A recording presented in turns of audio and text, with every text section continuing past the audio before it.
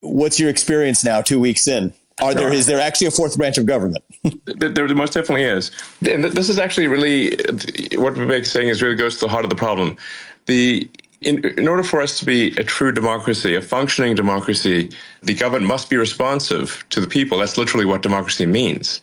However, when you have a vast unelected bureaucracy that is not answerable to the public, and if the elected officials, if the president, the people in Congress and the Senate actually don't have the power to affect the bureaucracy, and it's actually extremely difficult to affect the bureaucracy, then you do not have rule of the people. You do not have democracy. You have rule of the bureaucracy. And this is obviously wrong. It is unconstitutional. And it is imperative, therefore, that we return power to the people of the country and not have tyranny of the bureaucracy, which we most definitely have had to follow to a degree that is absurd. As Vivek said, it's not just that there's an unconstitutional fourth branch of the government, but it is arguably the most powerful branch of the government. Joni, I see you're back.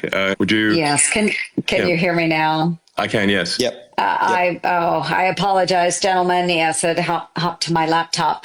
I've been working on this for, as Elon said, over a decade now with my Squeal Awards. And there are many in Congress that actually really do care about this. Absolutely. The problem, I think, is there are not enough of us that have. And so while I highlight a lot of the abuses, and you wanted some anecdotes, Elon, and I've shared a number of those with you and Vivek. So I think if the public just, it's hard to resonate. It's hard for the public to resonate with statistics but people can really resonate with powerful anecdotes. Joni had a bunch of them. Yeah, you had a bunch of them, Joni. Yeah, I did. Sending kitties to spas to find out whether they produce less fur balls, heck up less fur balls. So yeah, we've spent taxpayer money on that. We put shrimp on a treadmill to see how fast they run. I'm sorry, all of these things, while they may be fun, why are we spending taxpayer dollars on them? And it goes to the point of we've sent millions of dollars to China to study what? COVID. Yes, we saw how that ended. In fact, it's pretty outrageous that the COVID virus was developed in what is a lab in Wuhan, and yet was funded by U.S. tax dollars, which was simply routed through this fake nonprofit EcoHealth, because the U.S. government can't give directly to China, so they just gave to EcoHealth, knowing that it would go to China. So our U.S. tax dollars were used effectively to, in the end, kill Americans, which is insane. Absolutely insane. And I know, Elon, you have been on USAID. You have really, and that's the hornet's nest for sure. This was another one of my efforts. Yes. And this began years ago when we were trying to figure out what they were doing with our American taxpayer dollars that were going to support humanitarian efforts in Ukraine. So I wanted to know exactly how those dollars were being spent, and not just a reasonable request. Yes. Oh my gosh. And I shared this with you earlier, Elon, just privately, but we got all kinds of threats from USAID because I was trying to exercise my oversight capacity in Congress. So that's just shocking. How honestly, it's outrageous that a taxpayer-funded organization would threaten a U.S. senator who is simply trying to figure out if American taxpayer money is being spent correctly and not fraudulently. Yes. And so what my staff and I had estimated was that 30 to 40% of the USAID's awards would go to indirect costs. So their overhead, their rent, employees, things like that. What are they living in? The Taj Mahal? Hey, okay. After months and months of obstruction where UN wouldn't let us in, they told us the NICRA, the negotiated indirect cost rate agreements. It's a lot of government jargon. But anyway, the indirect cost, they said that the database, it doesn't exist. That was a lie. That was a lie. It was false because we found it. And then we were Okay. told we weren't allowed to access the database. And then that's when Congressman McCall and I came together and we launched an official congressional investigation so that we could gain access to the rates. Wow. And then after about 6 more months of negotiations, then my staff was finally allowed to access very limited data. They were allowed to go into a room and they couldn't take notes. They were on camera the whole time. They couldn't remove any of the information. But what my staff found is, you were laughing at that 30 to 40% because that is outrageous. That was understated. What? In some of the cases, the NICRA rates were upwards towards anywhere from 50 to 60%. And that doesn't include the cost for subcontractors, what the subcontractors were adding on. So this is the problem with USAID. And that's why, Elon, I'm with you on this, because so much of that taxpayer money is not even going to, we love to feel good about helping starving children in name your country, but it's not going there. It's going to pay rents in Paris. Yes, exactly. It's going to support somebody's fancy dinner to 100%. Entertain whoever. Yes. Yeah.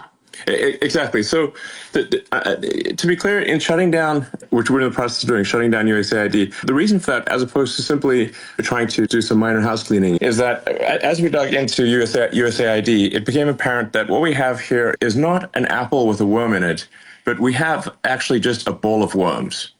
And so at the point at which you don't merely, if you've got an apple and it's got a worm in it, maybe you can take the worm out. But if you've got actually just a bowl of worms, it's hopeless. And USAID is a bowl of worms. There is no apple. And when there is no apple, you've just got to basically get rid of the whole thing. That is why it's got to go. It's beyond repair. So, yeah. Well, There's a solution to this, which is that, let's say something's cut that the people of this country just demand needs to exist again. It can always be voted back into existence by Senator Ernst and her colleagues. And totally. The fact that isn't going to happen reveals exactly why many of these agencies, really, deletion is the only answer that's left. Yes, but that's exactly right. If it turns out we really need such an organization in the future, we just create it. Problem solved. By the people. Yes, by the people, answerable and answerable to the people and to the people's elected representatives. That is the way that government is supposed to work. That I agree. And more transparency. Sunshine is the best disinfectant out there. And they hate sunshine. That tells you something. Yes. we need to be able to exercise our oversight. And this is where we have been blocked so long in Congress. You can go onto my official website on the internet. Yep. You can look through my priorities, go to my squeal area. You can go back. I've got the last several years on there of efforts, whether it's USAID, NIH, the National Institutes of Health, those taxpayer dollars that were going to China's Wuhan Institute of Virology, SNAP overpayments through USDA and the states, you name it.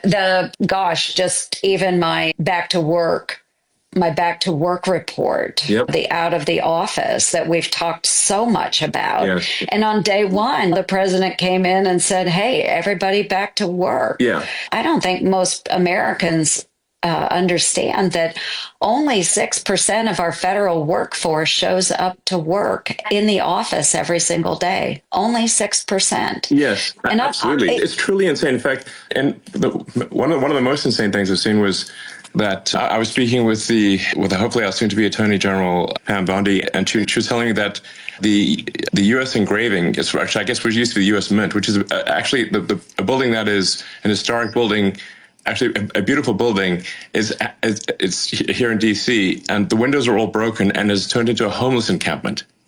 That means like this.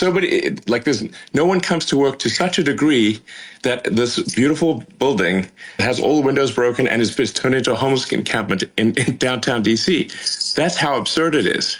It's beyond belief.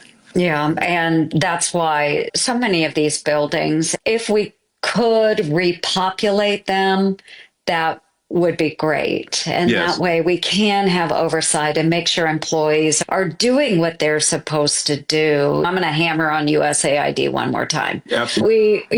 So we talk about the locality pay abuse, and that's what happens when people aren't working in the office. What they're doing in DC, and not everyone, I don't want to accuse every federal worker of being a bad actor, but I have seen so many examples of this. We had a USAID employee that was falsely using an office supply retailer's mailing address, think like Staples and places like that, using that address in Virginia to defraud the taxpayers by claiming higher Washington, D.C. locality pay, but they were actually living in another state full time. And they had the full knowledge and assistance of their supervisor in pulling off this scam. And then the IG, the USAID IG, blew off my request for an investigation. What did they give? That seems how can they do that? They can. How can they do this? This is the problem we have, is that there are checks and balances in place where we can write letters all day and we can request IG oversight. But if that IG says, I'm not going to investigate, I'm not interested, I, as a United States Senator, don't have the power to force them to do it. And this is why I'm so excited that we have Doge and that we have a president that's willing to back us up. Absolutely.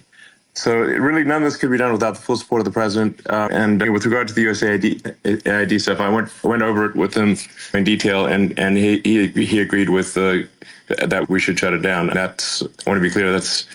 And I actually checked with him a few times. Said, "Are you sure?" I'm like, "Yes." And so we're shutting it down. And it's also incredibly politically partisan, and has been supporting radical left causes throughout the world, including things that are anti-American, which is insane. Right, and that's why there are probably some arguments to be made about what could be important work that falls under USAID. But the fact of the matter is that it has been overshadowed by these bad actors. Yes. If there are truly good pro-American programs, then let's move them to the State Department. Exactly. Let's make sure we have proper oversight. Exactly. Let's make sure that when senators and congressmen are asking for documents, that they provide them in a timely manner. Yes. Let's make sure the IGs are upfront and honest and wanting to be the watchdog over the agencies that they are charged with. This is not rocket scientist, and you're a rocket scientist. This is simply common sense and being responsive to the electorate. And that's you just can't have these sort of institutions which are taking lots of taxpayer money, but then are not answerable to elected representatives of the public. Then they're totally disconnected. So I call it like we must move away from rule of the bureau to rule of the people, demos. And I would say I'm hopeful that some of this creates momentum, Joni, with senators, with some of your colleagues as well, in passing the REINS Act, right? Half of this is decades of Congress effectively just punting off the responsibility to avoid accountability. Not you, but many of your colleagues over the years. And hopefully, if this is a catalyst to say Congress and the Senate say we take the lawmaking power back to the elected representatives of the people and get the kinds of things done that haven't gotten done for years, like the REINS Act and other mechanisms to say lawmaking power comes back to Congress. I think that could be one of the best things to come out of all of this. I'm hopeful that happens this time. I know you're supportive. Yeah. Like so fundamentally, there's got to be a feedback loop to the people. You can't have these organizations that are just disconnected from the will of the people. Like I said, you just fundamentally do not have a democracy in that situation. You have tyranny of the bureaucracy, which is just inappropriate and needs to end. By the way, Len, you know who's pumped up about you bringing everybody back to work is actually Muriel Bowser, mayor of D.C. Okay. I mean, you're talking about the homeless encampments. I talked to her maybe, last month or month and a half ago. And that's a Democrat. Doesn't matter. It's basically the base principle of A, self-governance, and B, saving money and making sure that our buildings aren't being infested by homeless invasion, but instead is actually creating a thriving capital, I think is shockingly a bipartisan idea if we give people the permission to come out as Democrats and say those things make sense, which I think we're seeing some of, which I think is cool. No, you're absolutely right. The lack of people showing up for work in D.C. has actually made D.C. look like a ghost town. In fact, parts of D.C. It looks post-apocalyptic in parts of D.C. because once people start coming to work, then the restaurants close down, then the stores close down, and then you just have boarded up stores and restaurants, and it destroys the small businesses in downtown D.C. Yeah, and there's a reason why people come to work and are more effective and more collaborative in one place. Which are rediscovering, why do you have offices? Oh, it turns out there's a reason. And the president has made his will clear. Return to work, that's it. End of story. I think the first 2 weeks has been pretty massive. And if it continues at that rate, even if you think about one of the big economic questions right now is the 10-year treasury rates, right? They're going up. Bond markets don't like our national debt. If this is the pace of what cutting looks like presented in a coherent plan, I'm hopeful that bond investors and credit investors in the U.S. government debt can at least say, okay, this is positive progress, which actually will bring down not only the costs that you're cutting directly, but also our interest rate costs. Yes. And I think that's really when we hit a virtuous cycle here, which I think could happen soon. No, I agree. Actually, the bond markets do not currently reflect the savings that I'm confident we can achieve. And I'm giving a talk later this week with JP Morgan Chase and Jamie Dimon, and that'll be obviously a financial audience, and really to say, look, if you're shorting bonds, I think you're on the wrong side of the bet. It's basically seriously, yeah, it's really basically the bond. There will be less debt needed as we stop wasting taxpayer money on crazy things, whatever the $50 million for condoms to Gaza, which I suspect didn't actually end up being condoms in Gaza. That's a lot of condoms, guys. What is that, a super tanker of condoms? I mean, how many do you need? Oh my gosh, you guys. That's a real line item. He's like, is this fiction? I don't doubt that we did have those items going to Gaza. I don't know if it was that many, but that was the line item. It was $50 million. This is the problem. Yeah. It was probably that line item, but God knows what it was really. Exactly. But that's the problem we have with the budget and why when monies flow through all of these entities, we may have a line item that goes to, say, USAID or maybe goes through USAID to the United Nations. And then from the United Nations, it goes to a subcontractor. And from that subcontractor, it goes to someone else. It is a nightmare trying to follow that money and to understand what it's actually being used for. So again, going back to the transparency, we need to make sure that we have our eyes on it and that it's easily accessible. And maybe not just by members of Congress, but also the public as well. I agree. It should be, if it's public money being spent, it should be in full view of the public. And when they want to hide the stuff, frankly, it is the reality is because there's massive fraud and abuse. That's the reality. Nobody needs to hide something unless they have something to hide. Once in a while, you've got something that's, say, an intelligence operation or that actually needs to be classified, but that's a rare situation. That's a tiny fraction of expenditures.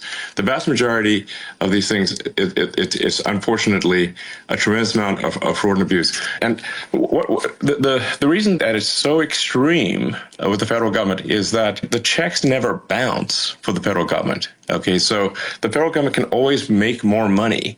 And the problem is that in doing so, that's what creates inflation. Something that I really want to reinforce for people is that it's government spending that creates inflation. So when you see prices go up at the grocery store, it's because the government spent more money than it brought in taxes, increased the money supply, diluted the value of money, and made your paycheck be less valuable. It meant like the prices are going up because of government-induced spending, of government spending that results in inflation. So it's just very important to connect those dots because people they think maybe the supermarket's taking advantage of them, and they're not. You can look at the financials of the supermarket; they have 2% margins. It's got nothing to do with price gouging of the supermarket. It's just that the government spent too much that increased the money supply and diluted the value of somebody's paycheck. And that's why the prices go up at the grocery store. So, but the good news is, if we solve government overspending and the money supply grows at the same rate as the output of goods and services, there will be no inflation. And the prices in the supermarket now will be the same as the prices in the supermarket in a year. And that's a super big deal. And that really affects people's lives. That's what we're aiming for. And we're going to do everything possible to succeed in that goal. And I think every dollar saved, the problem you just mentioned, Elon, is exactly why 10-year interest rates on U.S. Treasuries are persistently going up. Even if the government's trying to make them go down, the market's bidding them right back up. Yes. But conversely, for every dollar, hard dollar actually saved, right? So how many ever billion it was in the first 2 weeks, there's actually, it's almost like a 2-to-1 saving, because that means that the interest rate that lenders to the U.S. government charge will go down. Yes. At a time when the interest rate payment itself on our national debt is one of the biggest items of our federal budget. Mm-hmm. Yes. So that automatically comes down for every one of these other savings. Exactly. And the only thing to be presented as a coherent plan, which I think you're already beginning to do, that alone, I think, will have a 2-to-1 savings for every dollar that's actually hard dollar that's actually saved, because you get the interest cost next year that comes down as a consequence as well. Yeah, that's actually a very good point you just made, Vivek. I just want to basically repeat that and reiterate that for the audience. When you actually get a double benefit when you bring down government spending, and there's a very important double benefit, which is that you stop inflation and interest payments go down, because the government is no longer borrowing money. So if the government is borrowing money, it's actually competing with everyone else to borrow money, and that drives up the interest rate. So if we solve government spending, in a nutshell, your grocery bill stays the same, your mortgage payment goes down, and your car payment goes down, and your credit card bill goes down. Exactly. I think that's what the people of America want, obviously. Yeah. And that's I couldn't a good agree. goal. I couldn't agree. It's really important. And I'm sitting here tonight in Iowa, and I took my mom to church this morning, and man, everybody at church, we all stand around afterwards and visit, and everybody's just really excited about the opportunity that the new administration is bringing, because costs are just through the roof for people in my neighborhood in Southwest Iowa. It's hard. These are folks just getting up every single morning, trying to do their job and do the best.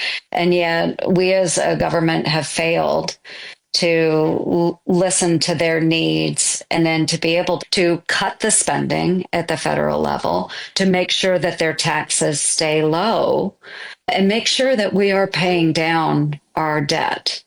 No more deficit spending. Let's try and balance this budget as best we can. And we've heard plans from Ron Johnson and others in the Congress, but we've really got to get serious about it, because every one of my constituents owes $67,000 to our national. That's outrageous. And it's getting worse over time. So really, if we don't do something about it, America's going to go bankrupt. That's the fact. So we must do something about it. It's imperative. Senator Mike Lee, I see you've joined. Would you like to add something to this conversation? You've got some great stuff as well to talk about. Yeah, I'd love to. Thanks so much for the invitation. Look, I see this as an inflection point. Every 75 to 90 years in Anglo-American history, we've seen a major upheaval. We had one in 1776, another one in 1861, another one in 1937.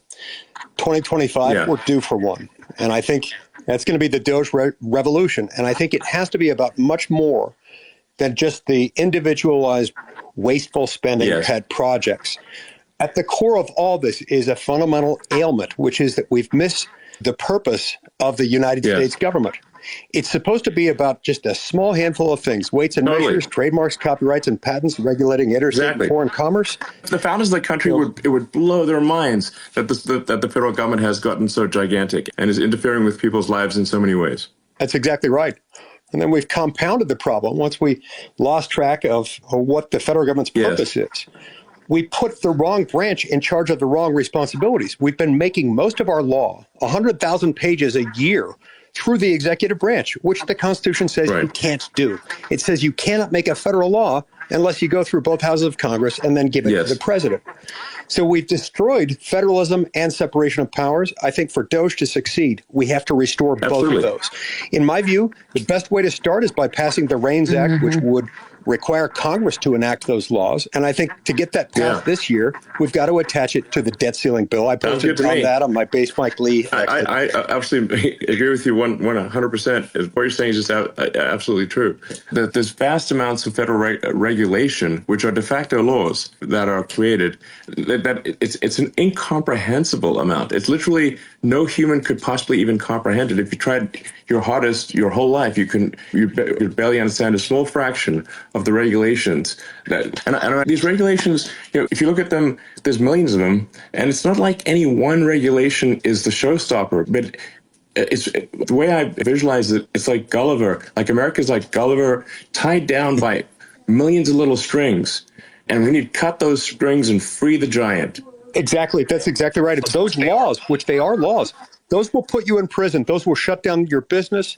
Those will ruin your life if you disobey them. No different than any other law. It's totally crazy. It's exciting. Elon, isn't it true President Trump has an executive order that says for every one new regulation that is put into place, 10 have to be rescinded? Yes. Yes. And now, of course, the bureaucracy is going to try to game that by having the one regulation when, like, somebody says, everyone can ask one question, but then have a question in 10 parts. So it's possible to it's possible to game the regulation. So I think in addition to that executive order, which I certainly applaud, I think we need to go in and do wholesale removal of regulations. Like, regulations basically should be default gone. Default gone, not default there, default gone. And if it turns out that we missed the mark on a regulation, we always add it back in. These regulations are added willy-nilly all the time. So we just got to do wholesale spring cleaning of regulation and get the government off the backs of everyday Americans so people can get things done, and the government doesn't have a sort of boot on the neck of the average Americans, which is because one of the core founding values of this country, what has made America great, what will lead to further greatness, is a focus on merit, that you get ahead as a function of your hard work and skill, and that you have freedom. It's free. It's the land of freedom and opportunity. And if the government has millions of regulations holding everyone back, it's not freedom. We've got to restore freedom. And by the way, that's copied, multiplied, and 50-fold higher, where each of the 50 states then do the same thing. Yes. And many of these federal regulations are duplicative of the states doing the exact same thing, where the bureaucracies in each of the states are behaving like the federal government. So you think about the impact on people's lives, it just layers one on top of the other. And like you talk about zero-based budgeting, I really like this concept of zero-based regulations, where the default is nothing and build back on top. Nothing, exactly. Right. I mean, that's what our founders wanted. Yeah, absolutely. It used to be like, and not that long ago, if you wanted to start a business, you just start a business. You just open no license. Store. You can just do it. The government's not like prying into every part of get the license for this, do the license for that, get 17,000 permits. You look at LA and like how when I lived in LA, it was hard to get a permit to remodel your kitchen. And now with this disaster that's happened in LA, this terrible tragedy, just the sheer number of permits required to build a house are staggering. Basically, they've made it illegal. But we got to start somewhere on the regulatory front, and certainly, at least if we address federal regulation, then people can choose to move from one state to another and still remain in America, and move to the state that has less regulation, where the government gives you more freedom, and you've got that competition between states. You've got that federal system that was meant to be the case. That was how the country was created. Let the states compete. If your state is being oppressive, you can go to a neighboring state and live there. That's the whole idea. Federalism is the answer, no doubt. But you got two things going for us right now in the country that haven't happened in a long time. One is a willing president, Donald Trump, who actually believes everything that all four of us have just said, which is a beautiful thing. And without that, it wouldn't be possible. The more I've gotten to know President Trump, the more I like him. Frankly, I love the guy. He's great. Yeah, and he's full bore more than any president we've had since the creation of the administrative state. So I think that's number one. And number two is, thanks to him, actually, in his first term, you got a Supreme Court that 6-3 vehemently agrees with everything we've just said. Yes. And so I think it's possible. Yes. Now. In fact, it's actually possible. Yes. In fact, if it's not possible now, it'll never be possible. This is our shot. This is the best hand of cards we're ever going to have. And if we don't take advantage of this best hand of cards, it's never going to happen. So we're going to do it. I agree. Now or never. Yeah, now or never. And I do think you're right, Vivek. With the first administration of President Trump and lessons learned through that administration, and now in the second administration, the stage is set. And he knows how to aggressively tackle a lot of these issues that have plagued us for years. And folks ask me, oh, Trump's first 100 days, what is that going to be like? And I'm like, forget the 100 days, folks. It's going to happen a lot faster than that. And he needs to continue to be aggressive. And we all know there's going to be bumps along the way. Of course there are, because we're moving at the speed of relevance here. But we've got to get in there and make an impact so that our constituents can actually see the benefit, because we've got a tough mid-cycle or mid-presidential year election coming up in 2026. And we cannot lose the House or the Senate, because then the president will be dead in the water. Yeah. And absolutely. we just need to move out. Move out. Yeah, I think that's really the people will judge the performance and whether actually we got things done and whether things are better off and in 2 years. And I think if people feel like, yeah, they're better off, the country's working better, they feel there's the reward for hard work is there, that their paycheck's going further than it used to, that their standard of living is better, their mortgage is lower, the credit card bills are lower, the prices at the stores are the same, they haven't risen dramatically, then I think there's no problem. We will win the next election. The people will reward that. So I think that's what needs to happen. But I think if it does happen, there will be a Republican win in the midterms, and which is unusual. But I think if we make these goals happen, I think we'll actually have an increased majority in the House and Senate, and be able to continue to, as the president would say, make America great and even greater. So love it. In the case of the blanket that, Elon, you and I have talked about this, Mike Lee, you and I have talked about this, might as well just say it here as well, is when in doubt, push it to the states, right? If there's some doubt about, okay, we're not sure about this regulation. You got a whole nuclear energy framework at the federal level. You have an entire one in each of the 50 states. Same thing for spending or some other program. Are people going to really suffer if this is taken away? Federalism is the answer. Just push it to the states. And I think that's a big part of, obviously, what I'm looking to do next. But it's governors across the state, whatever, let them bear the load of what the federal government needed, because that's actually what the founders envisioned in the first place. I know, Mike, you've been a crusader for this since day one. No, that is right. That is the whole reason I ran for this job 15 years ago. The fact is, the people of our country are upset. They're upset about our government because it manages things poorly. And what a lot of people are starting to grasp is that it's not just a matter of changing from the red team to the blue team, back to the red team, and making sure you've got better personnel in there, because better personnel won't make those same mistakes and won't fund the stupid studies about the drunk gerbils on a treadmill. Yeah.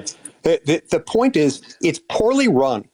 Because when the U.S. government is doing all kinds of things that it's not supposed to be doing, that should be left to the states or to the people, in the words of the 10th Amendment, it becomes very poor, very bad at doing a few things that it is supposed to do.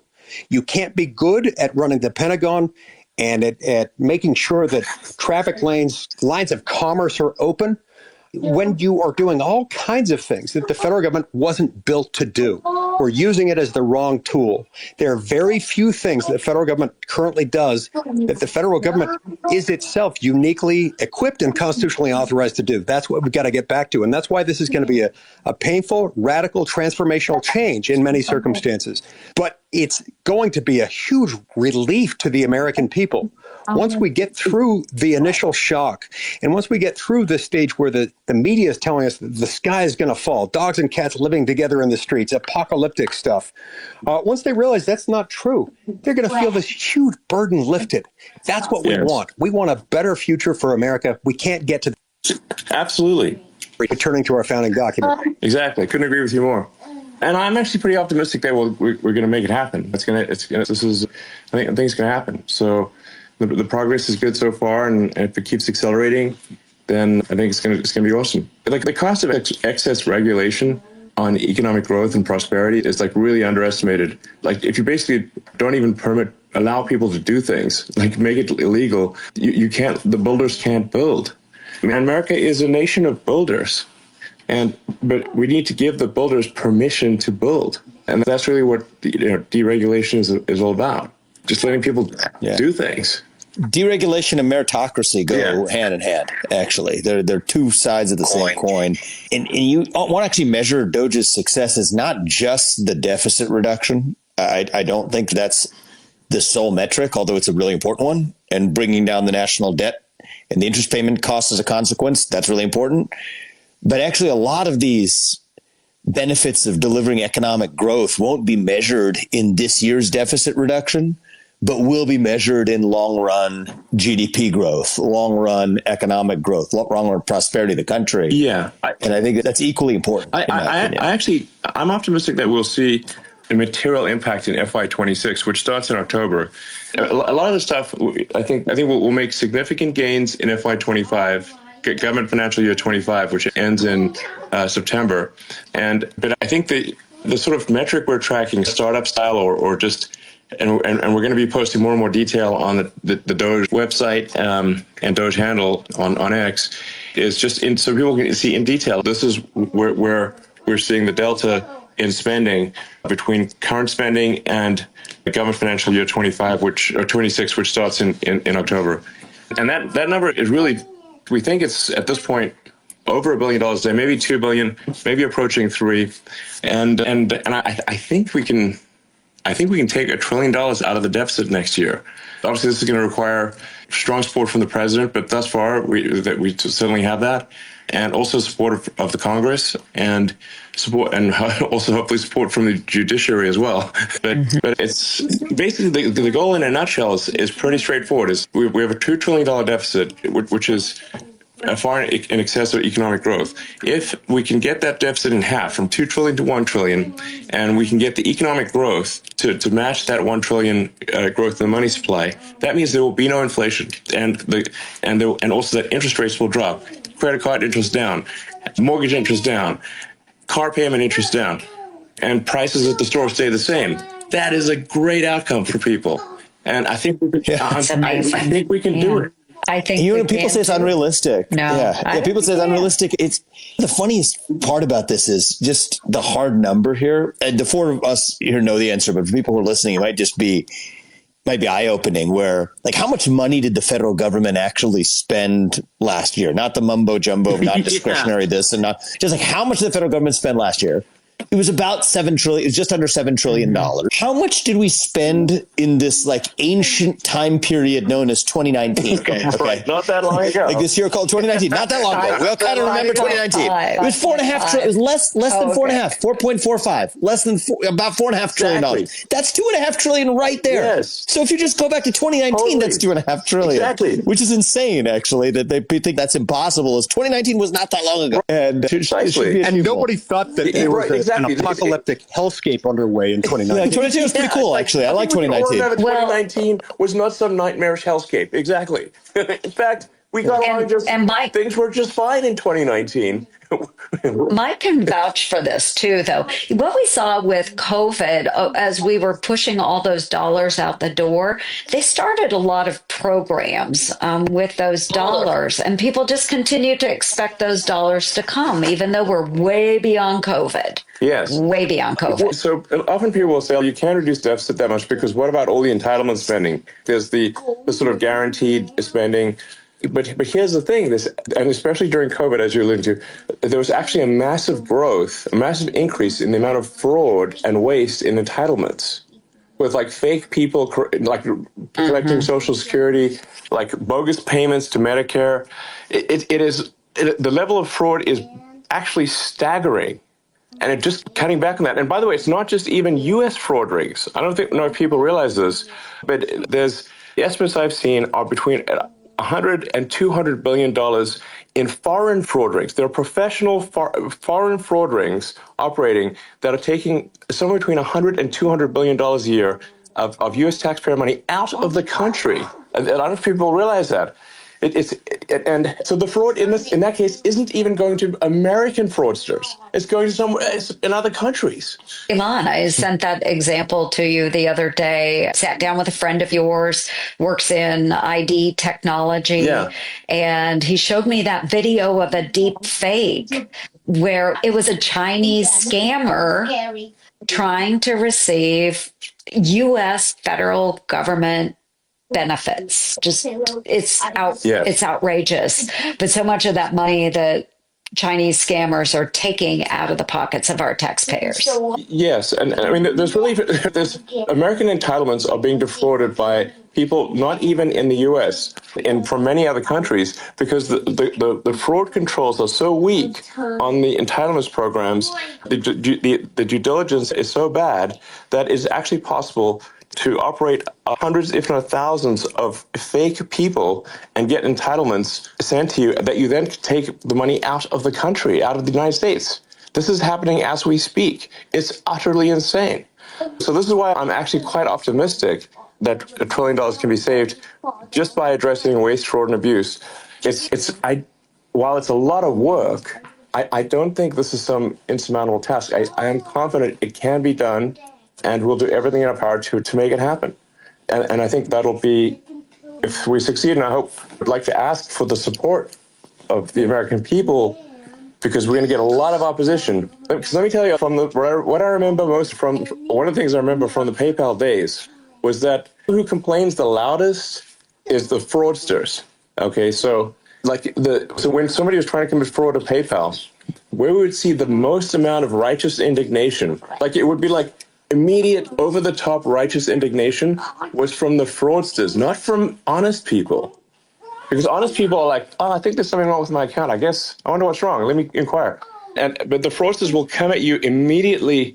It's like a tell that someone's actually doing fraud, because the level of faux outrage is way over the top. So we're going to get a lot of that. A lot of people claiming with fake outrage, claiming that they're a single mother with kids just trying to feed them. Meanwhile, it's like some dude operating a fraud ring out of another country, actually. That's what the kind of thing we'll see. So really, I would like to ask for the support of the American people in pursuit of this goal, and bearing in mind that we're going to see some pretty outrageous stuff from the fraudsters as we crack down on fraud. They're going to be the loudest complainers.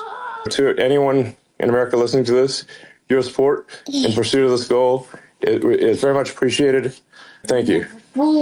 Absolutely. And thank you, Elon and Vivek. I think we've got a ways to go, but I'm glad it's rolling along. And this has just been the most aggressive effort, really, to downsize or right size our government since probably at least the Reagan Revolution.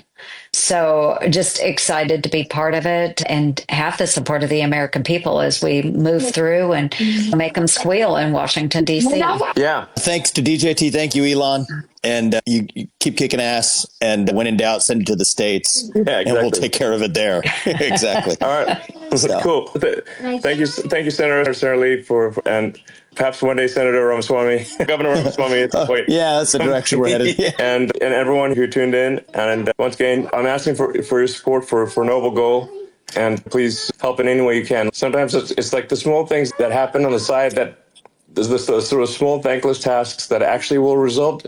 The Doge is going to win. Doge will win if millions of people support it in ways that I wouldn't even know how they supported it, but just that you did. And to the unknown soldier.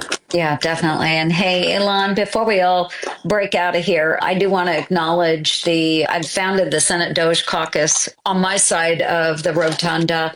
We've got some great co-chairs over in the House as well, with Pete Sessions and Aaron Bean and Blake Moore. They have got now, I think, over 100 members of Congress that have joined the Doge Caucus, and we've got 18 and climbing in the United States Senate as well. You and the president and Vivek have all really gotten everybody to come together, and I'm just really grateful that we have an outlet and are able to do this. Thank you all so much. That sounds good. And we'll be doing this every week. So I look forward to having members from the House and other contributors and try to keep the people informed and of the progress. And I think it'll be very interesting to follow along. So thanks everyone. Thanks so much, Elon. Thanks, guys.